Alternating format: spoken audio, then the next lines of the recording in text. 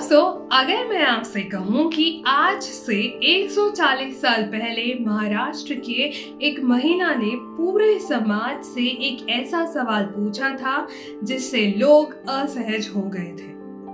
उन्होंने ये सवाल पूछा कि जब पुरुष गलती करता है तो समाज चुप क्यों रहता है, और वही गलती अगर एक महिला करे तो उसे दोषी क्यों ठहराया जाता है। जरा सोचिए, आज के इस मॉडर्न एरा में ये सवाल हम पूछते तो इट्स ओके, बट ये सवाल किसी आधुनिक आंदोलन का नहीं था। ये सवाल पूछा गया था 1842 में, और ये सवाल पूछने वाली आज की हमारी दी वंडरस नारी की कहानी की मेन प्रोटोगोनिस्ट मतलब ताराबाई शिंदे, एक ऐसी महिला जिसने उस समय समाज की दोहरी मानसिकता को चुनौती दी। जब महिलाओं को बोलने का अधिकार तक नहीं था, वो भी मुश्किल था, तब उन्होंने ये सवाल उठाया। दोस्तों, आज के इस एपिसोड में हम जानेंगे कि कौन थी ताराबाई शिंदे, किस घटना ने उन्हें लिखने के लिए प्रेरित किया और क्यों उनका लिखा हुआ लेख भारतीय सामाजिक इतिहास में एक क्रांतिकारी दस्तावेज माना जाता है। दोस्तों, आप सभी का स्वागत है दी वंडरस नारी पॉडकास्ट सीरीज के इस एपिसोड में, जहां हम इतिहास की उन सभी महिलाओं की कहानी लाते हैं जिन्होंने अपने समय से आगे जाकर समाज को आईना दिखाया। तो चलिए आज की कहानी की शुरुआत करते हैं। 19वीं सदी का भारत और महिलाओं की स्थिति, ताराबाई की कहानी समझने के लिए हमें उस समय के समाज को समझना होगा। दोस्तों, 19वीं सदी का भारत सामाजिक रूप से बहुत कठोर संरचनाओं में बंधा हुआ था। महिलाओं की स्थिति अक्सर बहुत सीमित थी, लिमिटेशंस बहुत थे, बाल विवाह सामान्य था, लड़कियों की शिक्षा बहुत कम होती थी, और अगर कोई महिला सामाजिक नियमों के आगे जाकर या फिर उससे हटकर कुछ अलग व्यवहार करे तो उसे तुरंत दोषी ठहरा दिया जाता था। विधवाओं का जीवन विशेष रूप से कठिन था, उन्हें सामाजिक रूप से अलग कर दिया जाता था।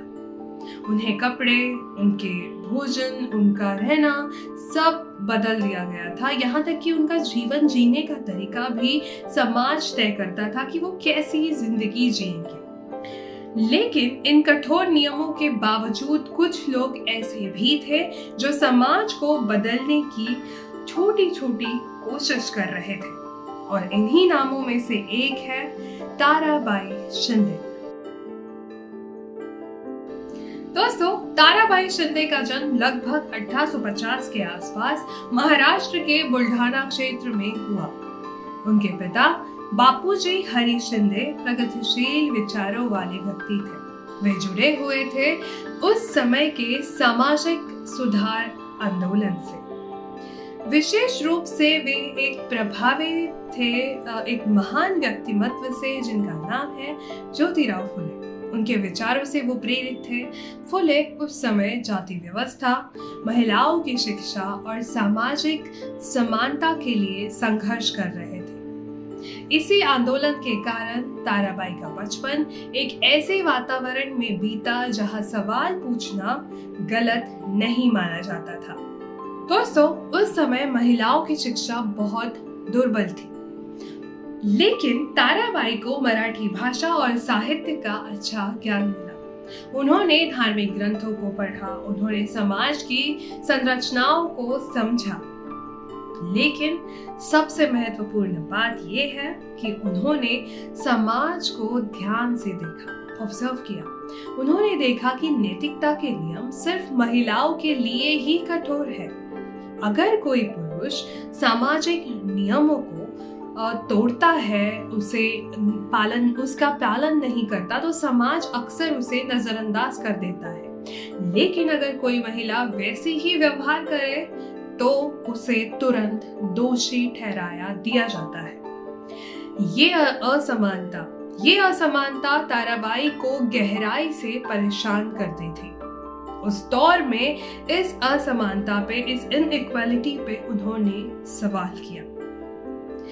यहाँ एक पल रुककर जरा सोचिए, आज भी जब कोई महिला सामाजिक मुद्दों पर खुलकर बोलती है तो कई बार स्टीरियोटाइप माइंड्स हमारी सोसाइटी के, उसे ये कहा जाता है कि इतनी तेज मत सोचो, इतनी तेज मत बोलो, इतना विरोध मत करो। लेकिन सोचिए 140 साल पहले जब महिलाओं को बोलने की अनुमति भी मुश्किल से मिलती थी, उस समय, उस वक्त ताराबाई शिंदे ने पूरे समाज से ये सवाल पूछने की हिम्मत की और इसीलिए हम उन्हें दी वंडरस नारी मानते हैं, क्योंकि उस समय ये आवाज उठाना बहुत ही बड़ी बात है।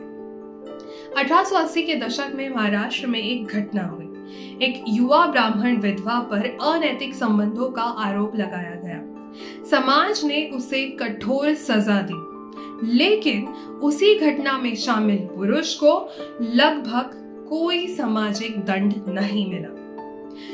दोस्तों, ये घटना ताराबाई के लिए एक झटका ही थी। उन्होंने महसूस किया कि समाज का न्याय समान नहीं है। ये न्याय जेंडर बायसेस पे चलता है। ये न्याय महिलाओं के लिए कठोर है और पुरुष के लिए नरम है। और यही वो क्षण था जब उन्होंने निर्णय लिया वो इस विषय पर लिखेंगी। एक कलम ने क्या जादू किया वो आज तक मौजूद है। 1882 में ताराबाई शिंदे ने एक महत्वपूर्ण लेख लिखा। इस लेख का नाम है स्त्री पुरुष तुलना। ये मराठी भाषा में लिखा गया है और इसका उद्देश्य था समाज में मौजूद दोहरे मानकों को उजागर करना।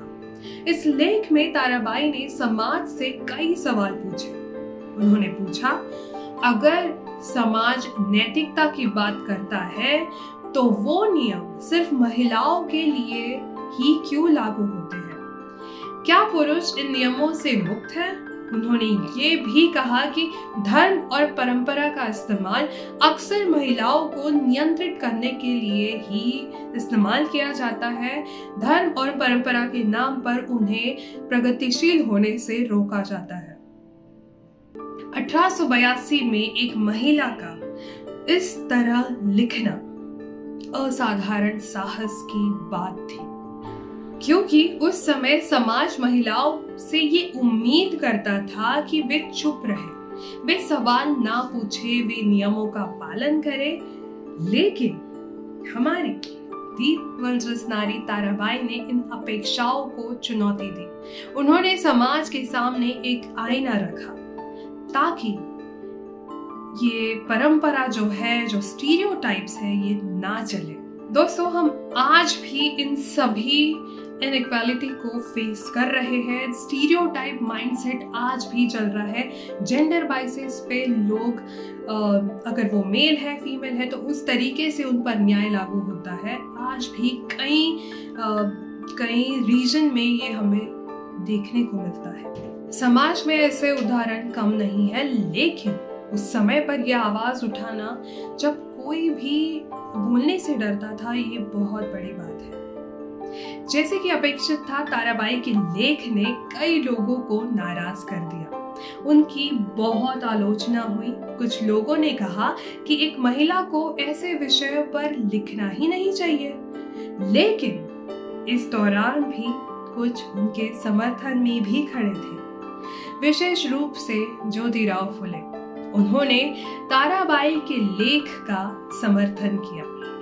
उन्होंने कहा कि समाज एक ऐसी व्यवस्था जहां महिलाओं को बोलने नहीं दिया जाता, उस समाज में ऐसे सवाल उपस्थित करना, समानता के सवाल उपस्थित करना कोई गलत बात नहीं है। आज स्त्री पुरुष तुलना, ये लेख भारतीय नारीवादी विचारधारा के सबसे शुरुआती और महत्वपूर्ण लेखों में गिना जाता है। दोस्तों, इस लेख ने समाज के सामने एक महत्वपूर्ण प्रश्न रखा। क्या न्याय सिर्फ पुरुषों के लिए है या महिलाओं के लिए भी? दोस्तों, प्रेजेंट डे रिफ्लेक्शन इस बात का ये है कि अगर हम आज के समाज को देखें तो शायद ये पाएंगे कि बहुत कुछ बदल चुका है। महिलाएं अब शिक्षा, विज्ञान, राजनीति और नेतृत्व के क्षेत्र में आगे बढ़ रही है, लेकिन कई बार समानता की लड़ाई अभी भी जारी है। और ऐसे समय में ताराबाई शिंदे की कहानी हमें ये याद दिलाती है कि सवाल पूछना हमेशा बदलाव की शुरुआत होता है। तो ताराबाई शिंदे की कहानी सिर्फ एक लेख की कहानी नहीं है, ये उस साहस की कहानी है जिसने समाज से सवाल पूछने की हिम्मत दिखाई। महाराष्ट्र के सामाजिक सुधार आंदोलन में ताराबाई शिंदे का नाम एक महत्वपूर्ण विचारक के रूप में लिया जाता है। दोस्तों, उनका लेख स्त्री पुरुष तुलना आज भी इतना रेलेवेंट है, आज भी लोग उसे पढ़ते हैं। भारतीय नारीवाद इतिहास के सबसे शुरुआती और सबसे साहसी दस्तावेजों में गिना जाता है। महाराष्ट्र में जहां ज्योतिराव फुले, सावित्रीबाई फुले, उन्होंने जो कदम उठाया था उस समय समाज को सुधारने को, महिलाओं की शिक्षा और समानता के लिए संघर्ष उन्होंने किया, वहीं दूसरी तरफ ताराबाई शिंदे ने विचारों के स्तर पर समाज की सोच को इस लेख के द्वारा चुनौती दी। आज भारत के कई विश्वविद्यालयों में उनके लेख को भारतीय नारीवाद विचारधारा के महत्वपूर्ण ग्रंथ के रूप में पढ़ाया जाता है। देखो, ऐसा है कि इतिहास इस शब्द को हम सब जानते हैं, लेकिन इतिहास में क्या चीजें छुपी हुई है, उस इतिहास में कोई नाम पीछे तो नहीं छूट गया है, ये हम देख नहीं पाते। तो इसीलिए दी वंडरस नारी पॉडकास्ट सीरीज, हमारा ये यूट्यूब चैनल, आप ज़रूर हमारे यूट्यूब चैनल पे जाइए और हमने ऐसे ही सभी वीरांगनाओं की कहानी इस चैनल पे प्रस्तुत की है। तो आशा करती हूँ आप हमारे साथ जुड़े रहेंगे। तो प्लीज़ आपका प्यार दीजिए, आपका सपोर्ट दीजिए इस चैनल को। हमारी कोशिश आपको कैसी लगी कमेंट सेक्शन में ज़रूर बताइए। सो प्लीज़ हमारे इस चैनल को लाइक करें, सब्सक्राइब करें और ज़्यादा से ज़्यादा शेयर करें, क्योंकि आपका एक लाइक, एक सब्सक्राइब, एक शेयर हमारे लिए बहुत बड़ी बात है। तो चलिए, ऐसी ही अद्भुत कहानी फिर से एक बार लेकर आऊंगी। तब तक दी वंडरस नारी पॉडकास्ट सुनते रहिए, मेरे यानी आपके अपने अदिति के साथ। धन्यवाद।